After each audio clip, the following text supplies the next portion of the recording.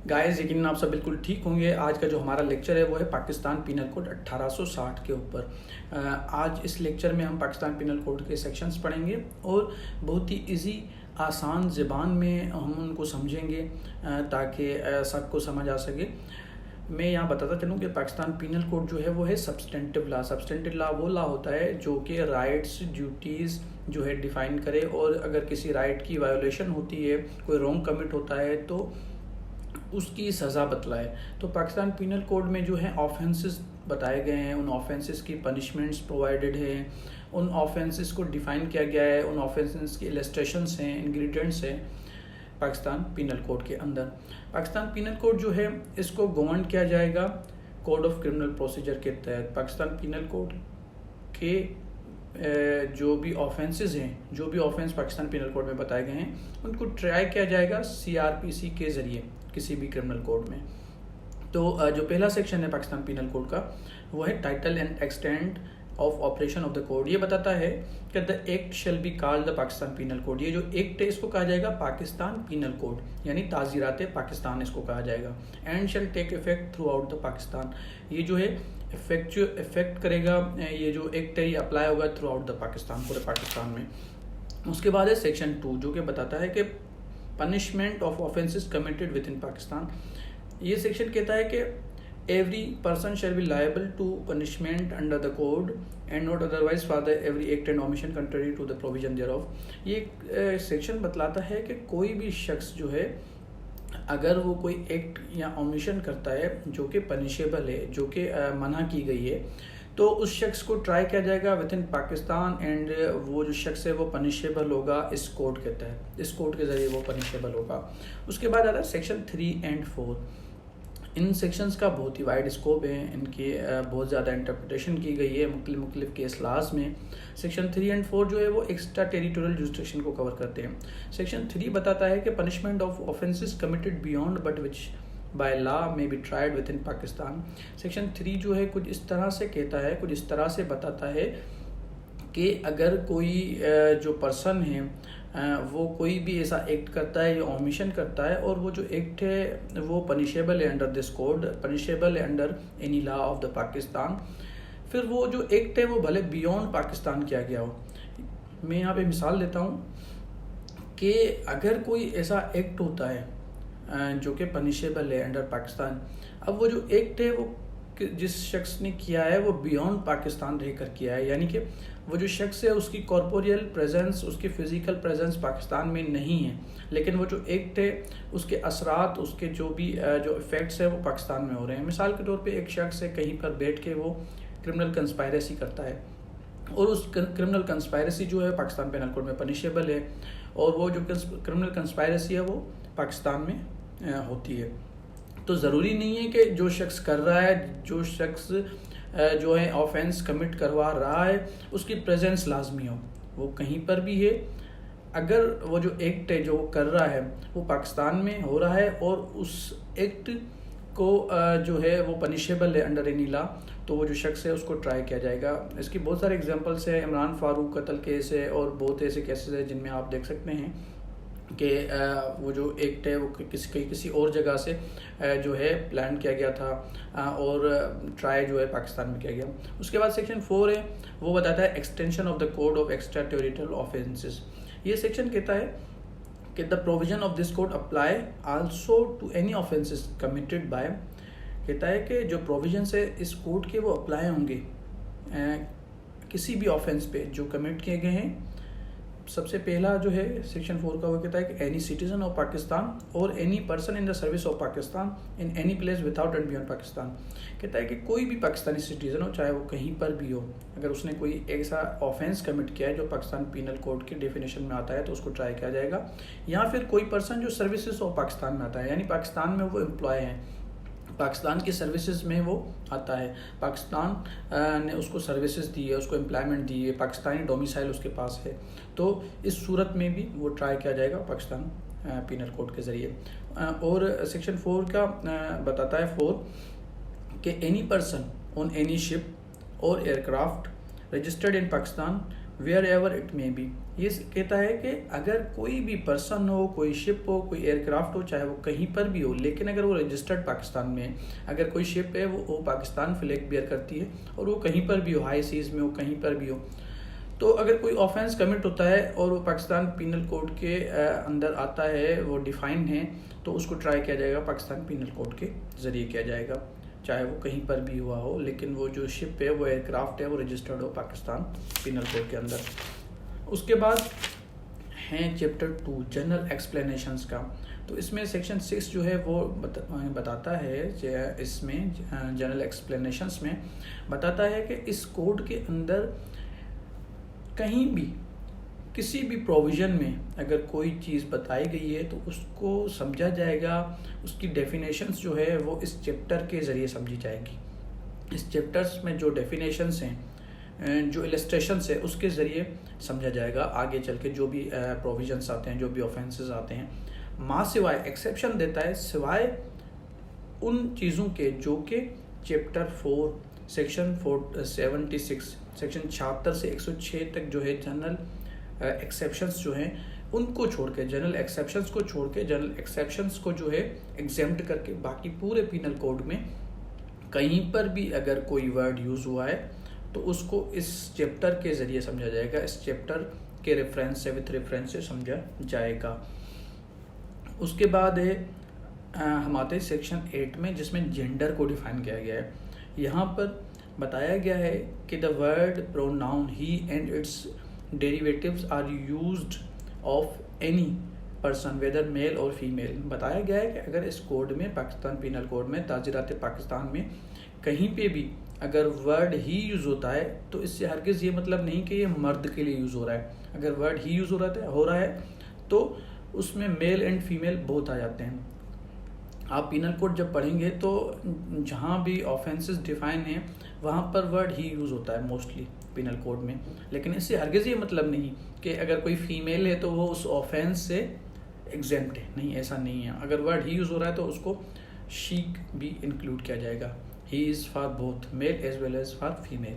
उसके बाद नंबर के बारे में बताया गया है, सेक्शन 9 में बताया गया है कि अगर किसी आगे चल के किसी सेक्शन में अगर वहाँ पे अलग से डिफाइन है तो सही है, अदरवाइज अगर वर्ड सिंगुलर होता है तो उसको प्लूरल लिया जा सकता है, अगर वर्ड प्लूरल यूज़ होता है, अगर नंबर कोई प्लूरल यूज़ होता है तो उसको सिंगुलर लिया जा सकता है।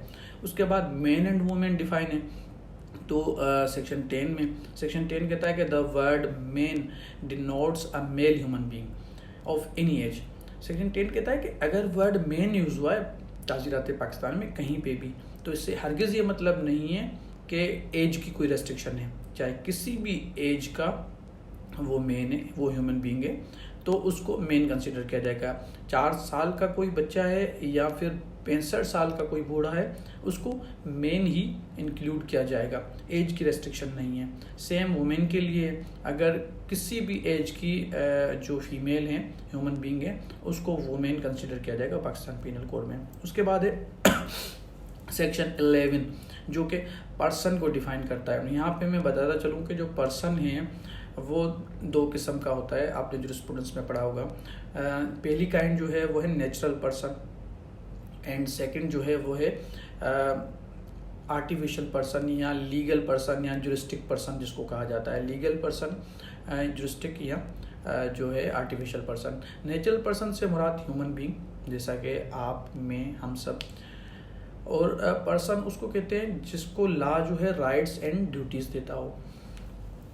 जबकि जो आर्टिफिशियल पर्सन है, जुरिस्टिक पर्सन, उससे मुराद के कोई भी पर्सन जिसको जो लॉ है वो रिकॉग्नाइज करता हो एज ए पर्सन, लाइक आपकी कंपनीज हो गई, आपकी एसोसिएशंस हो गई, कारपोरेशंस हो गई, फैक्ट्रीज हो गई, मिल्स हो गए, प्राइवेट स्कूल्स हो गए, एनजीओज हो गए, ये सब चीज़ें पर्सन में आती है। तो सेक्शन 11 कहता है कि the word person includes any company. जो पर्सन जो वर्ड है उससे मुराद हर कंपनी, हर एसोसिएशन, बॉडी ऑफ पर्सन्स, चाहे वो कॉरपोरेटेड हो या कॉरपोरेटेड ना हो, सब के सब पर्सन्स में आएंगे। उसके बाद है सेक्शन 12, वो पब्लिक को डिफाइन करता है। सेक्शन 12 कहता है कि the word public includes any class of public और एनी कम्युनिटी। पब्लिक से मुराद हर वो कम्युनिटी, हर वो क्लास जो पाकिस्तान में हैं, मुकीम हैं, वो पब्लिक में आएगी। चाहे वेदर वो क्रिश्चियन हो, सिख हो, मुस्लिम हो, हिंदू हो, कोई भी हो, कोई भी कम्युनिटी हो, कोई भी क्लास हो, वो पब्लिक में आएगी। उसके बाद है सेक्शन 14 जो कि सर्वेंट ऑफ द स्टेट को डिफाइन करता है। ये कहता है कि the word servant of state denote all officers or servants continued, appointed or employed in Pakistan by or under any authority of the federal government and provincial government। Servant of the state कहता है कि कोई भी officer हो या servant हो जो कि कंटिन्यू सर्विस कर रहा हो, अपॉइंटेड हो, एम्प्लॉय हो फेडरल गवर्नमेंट का या प्रोविंशियल गवर्नमेंट का, तो वो सर्वेंट ऑफ द स्टेट कहलाएगा। उसके बाद सेक्शन 17 है जो गवर्नमेंट को डिफाइन करता है। सेक्शन 17 कहता है कि the word government denotes the person और persons authorised by law to administer executive government. कहता है कि हर वो शख्स या एक से ज़ायद शख्स जो गवर्नमेंट ने जिनको एडमिनिस्ट्रेटिव अथॉरिटी दी हुई है, जो एग्जीक्यूटिव काम करते हैं, वो सारे के सारे गवर्नमेंट में आते हैं। आपका डिप्टी कमिश्नर हो गया, आपका असिस्टेंट कमिश्नर हो गया, ये सारे के सारे गवर्नमेंट में शुमार होंगे। उसके बाद जज को डिफाइन किया गया है। 19 में बताया गया है कि जज क्या है, जज को डिफाइन किया गया है जो कि वेरी इजी है।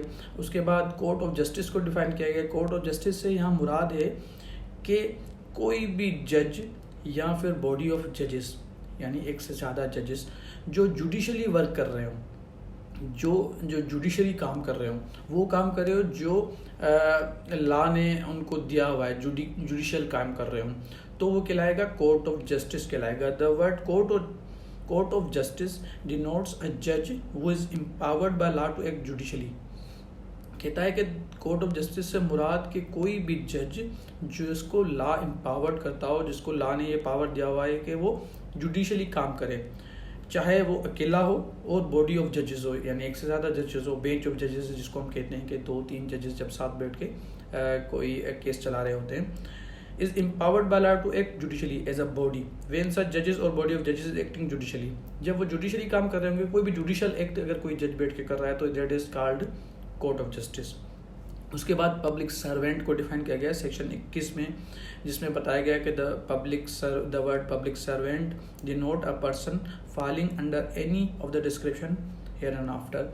बताया गया है कि सेक्शन 21 में कि यहाँ पर इलस्ट्रेशंस दी गई है, डिस्क्रिप्शंस दी हुई है, तकरीबन 11 डिस्क्रिप्शंस या 12 डिस्क्रिप्शन दी गई है कि ये शख्स ये डिस्क्रिप्शंस जो है ये पब्लिक सर्वेंट्स में आती है, जिसमें बताया गया है कि कमीशन ऑफिसर मिलिट्री के, नेवल के, एयरफोर्स के, उसके अलावा जजेस हो गए या ऑफिसर्स ऑफ द कोर्ट्स हो गए, कोर्ट्स ऑफ जस्टिस के हो गए, उसके अलावा जो हो गए आर्बिट्रेटर्स हो गए, पंचायत हो गई, और कोई भी पर्सन जो कि ऑफिस होल्ड करता है, आपके पुलिस ऑफिसर्स आ गए, ये सब के सब क्या है, पब्लिक सर्वेंट है सेक्शन 21 के तहत। उसके बाद 22 से सेक्शन 22 जो कि वेरी इंपॉर्टेंट सेक्शन है, इसमें मूवेबल प्रॉपर्टी को डिफाइन किया गया है। सेक्शन 22 में जो है बताया गया है कि the word movable property are intended to include corporeal property of every description. इसमें बताया गया है कि मूवेबल प्रॉपर्टी से मुराद हर वो प्रॉपर्टी, हर वो चीज़ जो कि कॉर्पोरियल प्रॉपर्टी है, चाहे वो किसी भी डिस्क्रिप्शन की हो, लेकिन यहाँ पे एक्सेप्शन देता है कि माँ सिवाय except land and thing attached to the earth और permanently fastened to anything which is attached to earth. कहता है कि सिवाय उन चीज़ों के जो लैंड में आते हैं या फिर लैंड से जुड़े हैं, ज़मीन से अटैच्ड हैं और परमानेंटली अटैच है, उन चीज़ों को छोड़ के बाकी हर कॉर्पोरियल चीज़ जो वजूद रखती है वो मूवेबल प्रॉपर्टी है। यानी कि वो चीज़ें छोड़ के जो लैंड से अटैच है, मिसाल के तौर पे ज़मीन या ज़मीन से अटैच है, जैसे आपकी दीवार हो गई, आपका घर हो गया, आपका जो हो गया स्विमिंग पूल हो गया, एटसेट्रा। इन चीज़ों को छोड़ के जो कि ज़मीन से अटैच है, इनको छोड़ के बाकी हर वो चीज़ कॉर्पोरल चीज़ मूवेबल प्रॉपर्टी कहलाएगी। यानी कि cash, gold, car, tractor, mobile phone, wallet, आपका एटीएम कार्ड, सब के सब क्या है, मूवेबल प्रॉपर्टी है। और अटैच टू अर्थ जो है वो सेक्शन 3 ट्रांसफर ऑफ प्रॉपर्टी में डिफाइन है, वहाँ पे उसको देख सकते हैं। उसके बाद है section 23 wrongful gain, wrongful loss and gaining wrongfully, losing wrongfully. तो सेक्शन 23 जो है वो रॉन्गफुल गेन को डिफाइन करता है। सेक्शन 23 जो है इसके दो इंग्रेडिएंट्स हैं इसमें, यानी कि पहला इंग्रेडिएंट है कि रॉन्गफुल गेन एंड दूसरा है कि अनलॉफुल मीन्स। सेक्शन 23 कहता है कि wrongful gain is a gain, wrongful gain से मुराद के गेन कोई चीज़ हासिल करना बाय अनलॉफुल मीन्स, वो चीज़ हासिल कैसे हो रही है, अनलॉफुल मीन्स से हो रही है, without due course of law हो रही है, अनलॉफुल वे से हो रही है, ऑफ प्रॉपर्टी, किसी भी प्रॉपर्टी की gain, to which the person gaining is not legally entitled. Section 23 में रॉन्गफुल गेन कहता है कि कोई भी गेन जो कि अनलॉफुल मीन्स, अनलॉफुल वे, इलीगल वे से हो रहा है और जो शख्स हासिल कर रहा है वो लीगली इंटाइटल्ड नहीं है, उसके पास कोई टाइटलशिप नहीं है उस चीज़ को लेने की, उस चीज़ को हासिल करने की, लेकिन वो हासिल कर रहा है और हासिल कर रहा है अनलॉफुल मीन्स से हासिल कर रहा है, तो that is called wrongful gain. मिसाल के तौर पे एक शख्स है, वो क्या करता है, किसी को धमका कर उसका मोबाइल छीन के जाता है रोड पे, तो उसने जो मोबाइल था वो क्या थी, प्रॉपर्टी थी। अब उसने मोबाइल जो लिया, गेन किया, वो क्या किया, अनलॉफुल मीन से किया, अनलॉफुल वे से किया, without due course of law किया। और वो शख्स जो उस मोबाइल को ले रहा है ज़बरदस्ती, वो लीगली इंटाइटल्ड नहीं है उस मोबाइल को, तो that is called wrongful gain.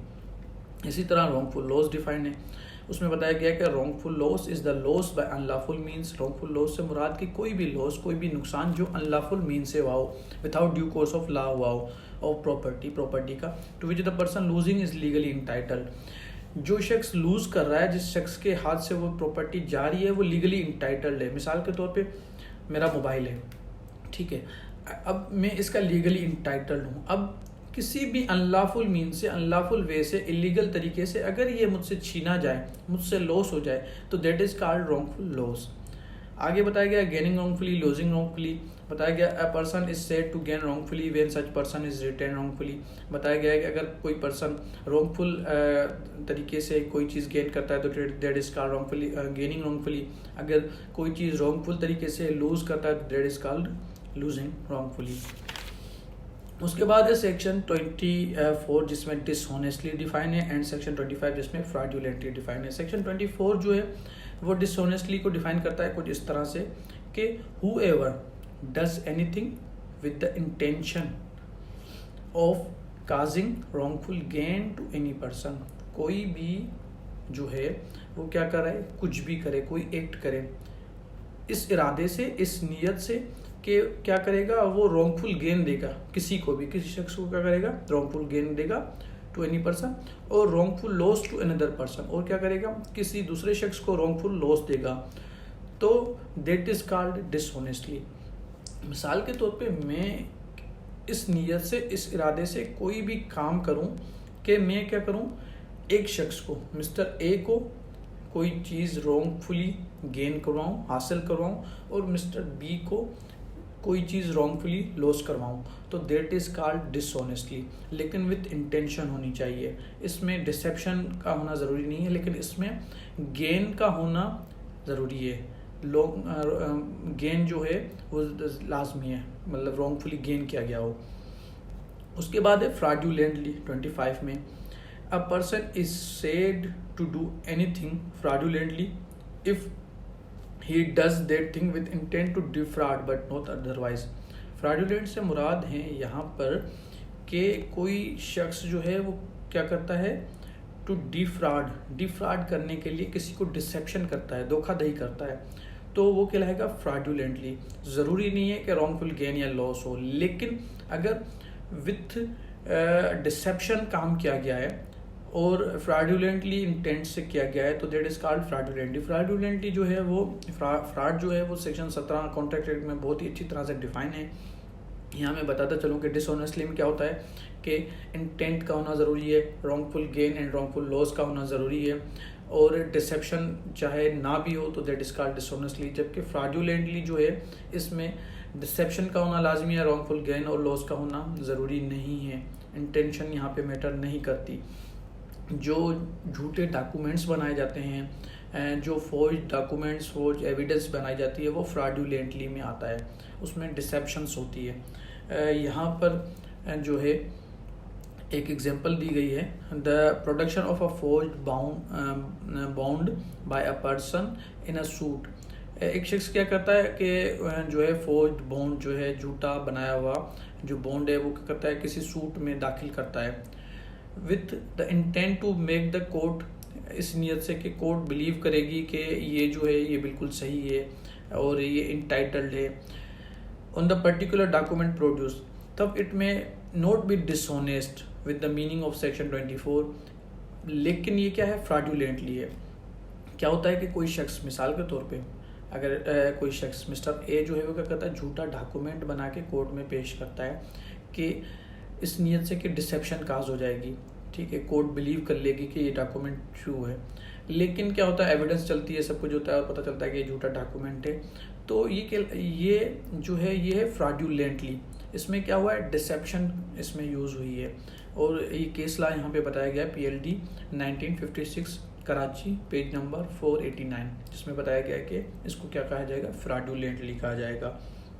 तो ये आज का लेक्चर था सेक्शन 25 तक, जिसमें हमने कुछ डेफिनेशंस जो है पाकिस्तान पिनल कोड में पढ़ी, और इंशाल्लाह नेक्स्ट लेक्चर में हम आगे पढ़ेंगे। यकीनन आपको लेक्चर समझ आया होगा, पसंद आया होगा। प्लीज़ वीडियो को शेयर कीजिए, चैनल को सब्सक्राइब कीजिए। Thank you so much.